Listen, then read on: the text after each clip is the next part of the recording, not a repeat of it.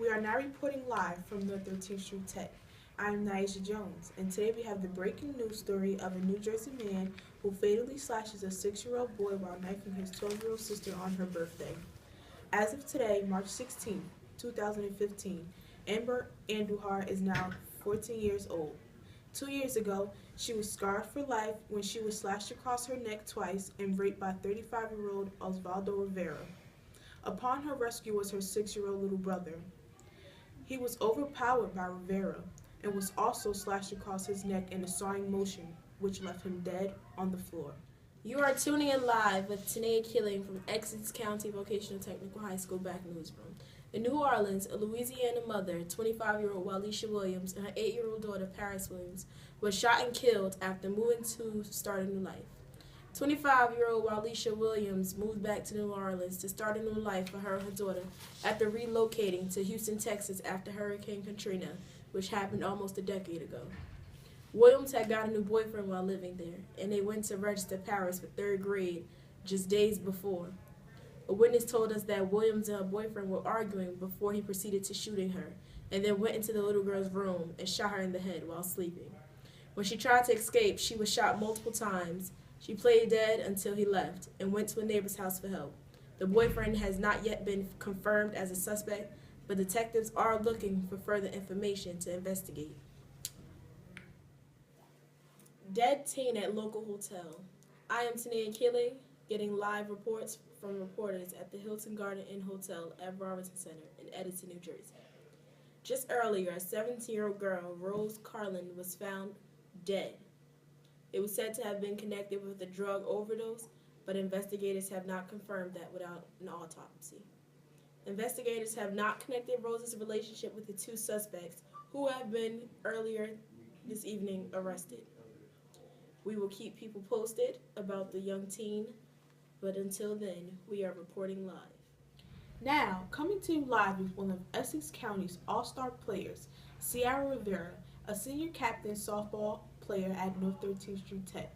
Rivera has been playing softball since she was 6 years old and had been coached by her aunt for about 6 years, until she started high school at North 13th Street. Since freshman year, she was coached by Coach Barrio Nuevo. Rivera says, "If it wasn't for my aunt, I don't think I would have as much skill as I do." Rivera has played numerous positions such as first, second, catcher, pitcher, and outfielder. Being that it's her last year in high school, it's a bittersweet moment for her.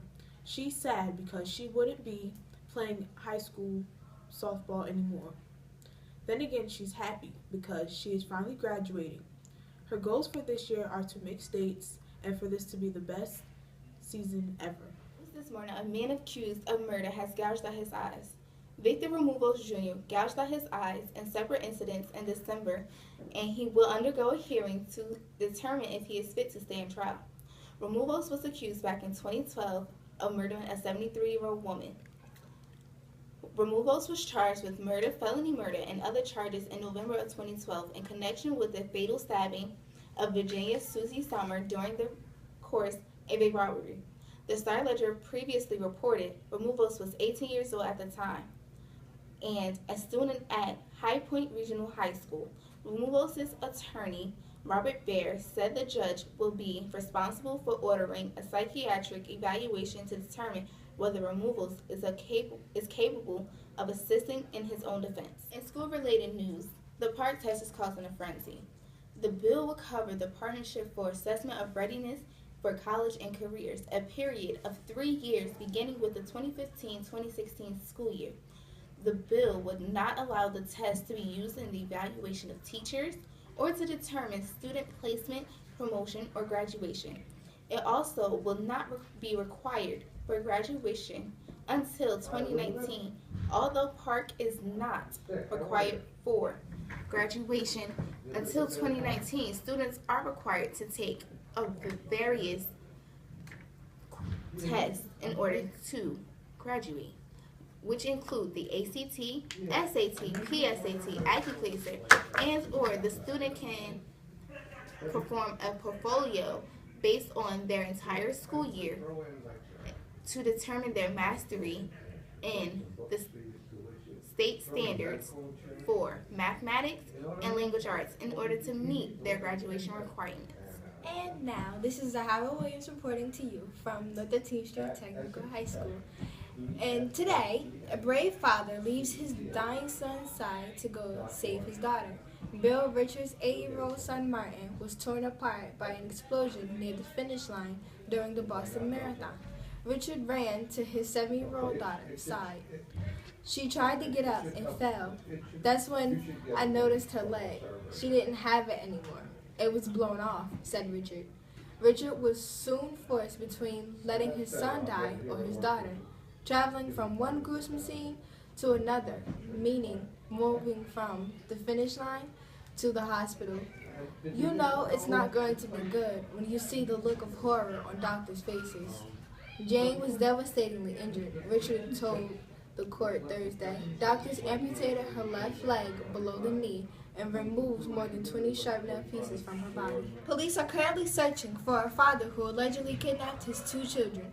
The Sussex County Prosecutor's Office is expected to release new details in the search for 8-year-old Parker Christopher Dom and 7-year-old Jackson Bailey Dom. The children's mother and investigator will speak about the case. Arrest warrants have been issued for Christopher Dom, who police say abducted the boys and left the state on February 6. On February 11th, a state arrest warrant was issued for interference with custody. A federal arrest warrant was for unlawful flight to avoid prosecution was then issued on February 20th. Authorities say Christopher Dom may have taken steps to alter his appearance and those of his sons.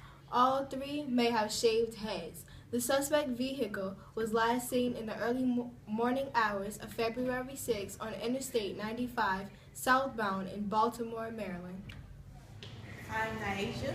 I am Tanea. I am Imani, And I am Zahara. and this is the BackRoom News. Thanks for watching.